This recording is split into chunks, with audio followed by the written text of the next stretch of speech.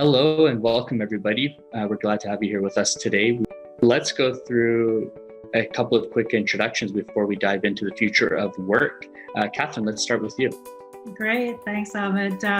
Catherine Sharp from Enliven, and I work with small to mid-sized businesses and working on their digital maturity and their businesses.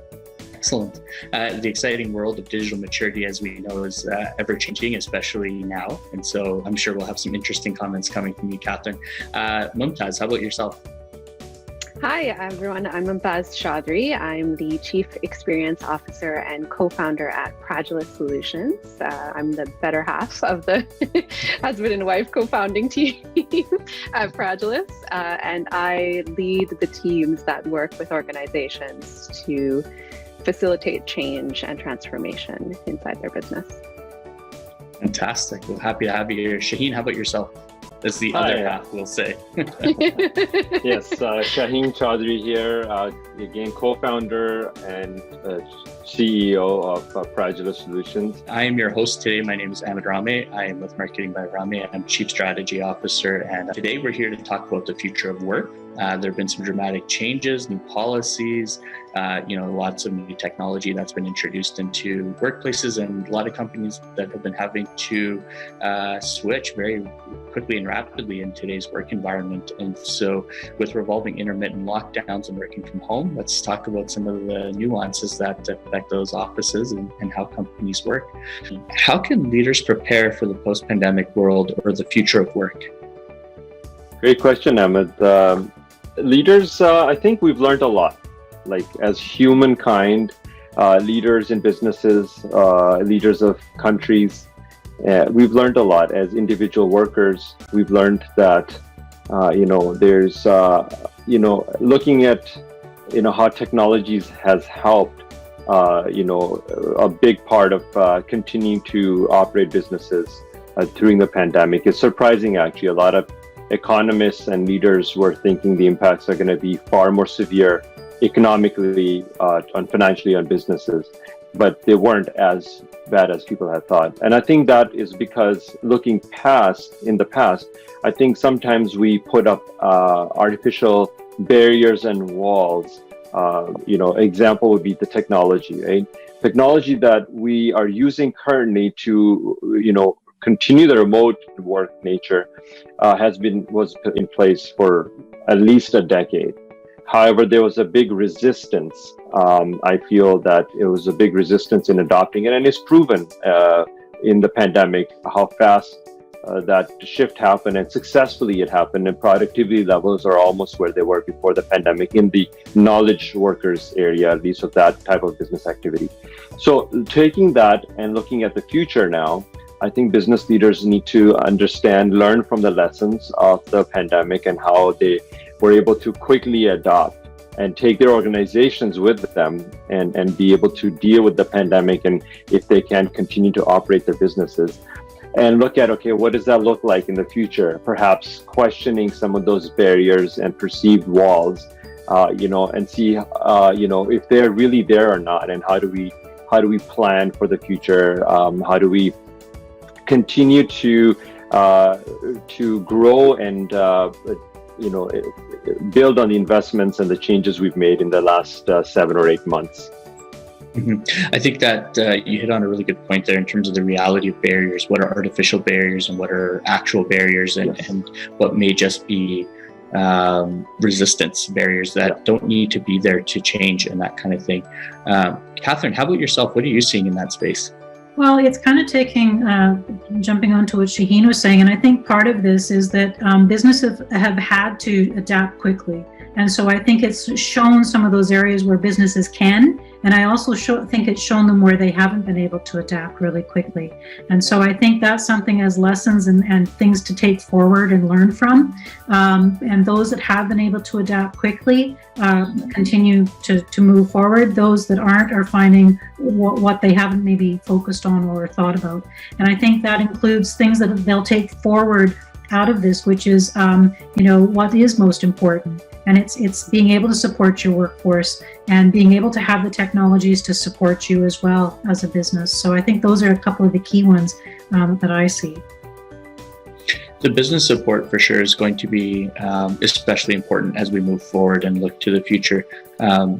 And again, in how businesses are not just being supported themselves, but they're supporting their people and even their network and the organizations around them that they work with. That community vibe, that whole piece around how we keep saying we're all in this together, but what does that really mean, and what does the future of that work really mean, and how do we do that? Mumtaz, you've been quiet. What thoughts do you have on this? So I'm reminded of a McKinsey survey of about 800 corporate executives around the world found that across all sectors, about 38% expect their remote employees to work 2 or more days a week away from the office after the pandemic, compared to only 22% before the pandemic. So that means that businesses and executives should anticipate operating their business with a hybrid model of some sort in future. So that's the post-pandemic world they need to prepare for.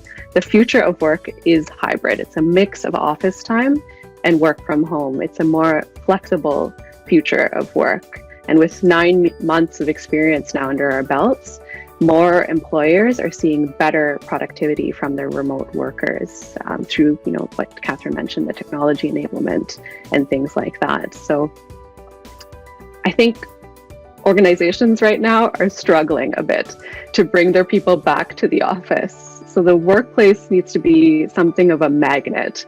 It has to be a genuinely welcoming place where employees want to be, that a place of social connection and great tech.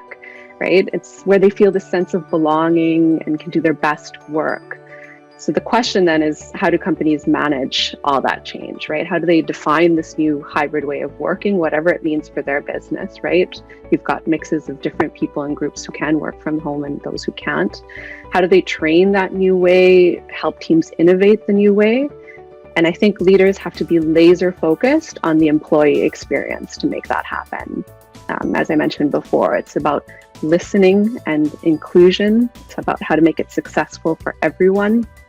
It's about knowing and acknowledging what the real challenges and opportunities are with hybrid work, because it's all guesswork unless we ask and listen. And why do we do this? Because it results in more of an effective solution, right? It's inclusive, it gives employees control over their destiny, that ownership. Feeling heard helps build engagement and loyalty. And so employees will come back to the workspace with that sense of ownership, knowing where they belong and how to use the space comfortably because they had a hand in its design. So that whole co-creative approach is the new change management, I would say. And that's how you need to approach this. Mm-hmm. I think as you were saying, that whole model of the magnet and bringing people back to the workplace, one challenge that I see businesses will have, organizations will have, is how do you replicate wearing pajamas to work? As we joke about being on Zoom calls and like school have a pajama day, like kids schools have a pajama day. Recess, right? Yeah. One other thing I want to add to this, as Mumtaz talked about diversity and inclusion themes came up in what you were talking, Mumtaz. So, surveys have shown that the experience of remote working hasn't been the same for everybody. Mm-hmm. So if you're talking about, surveys showing that women have had less contact with managers during the lockdown than their male peers have had. So there is some suggestion that, again, there's different experiences there, and also, minorities. So there's some research done in United Kingdom shows that 48% of British staff from minority ethnic backgrounds have thought that the workplace culture has improved during the crisis against 34% of all employees. So it's suggesting something that there was something wrong with the office culture beforehand. So as we look forward to the future, I think leaders need to look at this information, data, surveys and otherwise, and to understand, where there are gaps. And as we are rebuilding the future of work, we need to, take these aspects of diversity and, inclusion principles in mind as we plan that and create that future of work.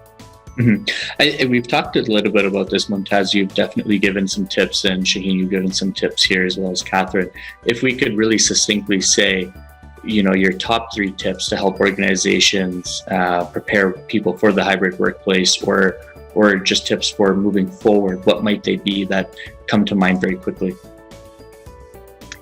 So the top 3 for me are: 1, before you design anything, ask and listen to your employees about what they need, right? It's that whole diverse and inclusive approach. Use data to understand the current challenges. Understand that remote work is not possible for all employees, and that you'll have to experiment with this range of solutions to address those diverse needs and concerns. Number 2, you want to create team norms and a culture of remote working. So encourage the use of video for every team meeting, whether people are in the office or working away from the office, and practice that transparency and regular communication we spoke about as well. And then number 3 is that you've got to train your leaders in management in online communication and collaboration. There's a different art to it, right? So enable them to use the features and technology that they have at their disposal to create that remarkable online experience. Yeah, absolutely. I think recreating that offline experience online, and vice versa even, is going to be hugely important, critical for both employee stability and for employer stability moving forward. Catherine, how about yourself? What would you say are your top 3?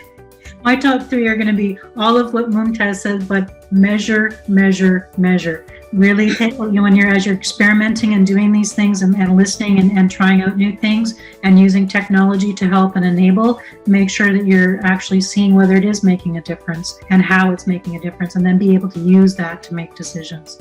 So those are my 3: measure, measure, measure. I love it. Easy to remember, the 3 M's. Yeah. Oh, too good. Shaheen, how about yourself? I would second what Catherine and Mumtaz said. Talking about measurement, organizations are sitting on a huge amount of data that they're not leveraging.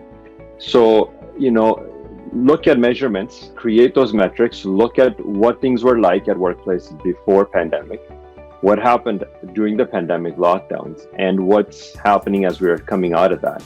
And use those measurements and metrics to guide you and inform you. In addition to that, surveys are also great tools to use. So combine all this stuff. That's my first thing. So look at data, leverage data. Second tip would be to not be afraid of adopting technology, because I think productivity across the world has been in doldrums for the last 15 years. And I think that could use a boost.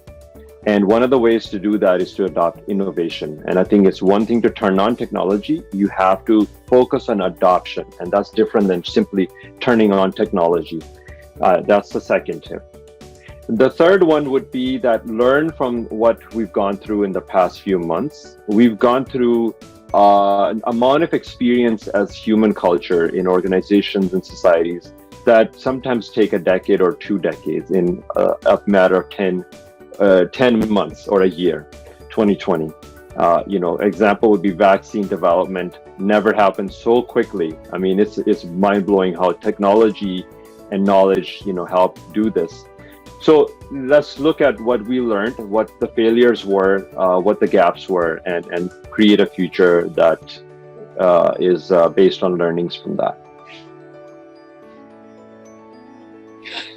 I think each of you hit it on the nail on the head, especially when you said, learn from the experience that we've had and find a way to harmonize that experience with a way of moving forward and working forward, and not just focusing on one single thing that we have. So, if we think of just simply implementing technology, there's lots of great tools out there. We joked about Zoom, we talk about Microsoft Teams, we have all this remote working technology that's available to us, but it's not just that. And it's more about the employee engagement and how we can bring them to a point where they feel comfortable both being online and offline, because there's going to be a huge culture shift, and really understanding what it's going to take to do that, but all the while maintaining that the employee experience is still going to be hugely important, while also maintaining the customer experience and the business experience, and understanding that the business needs to move forward and continue doing what it needs to do.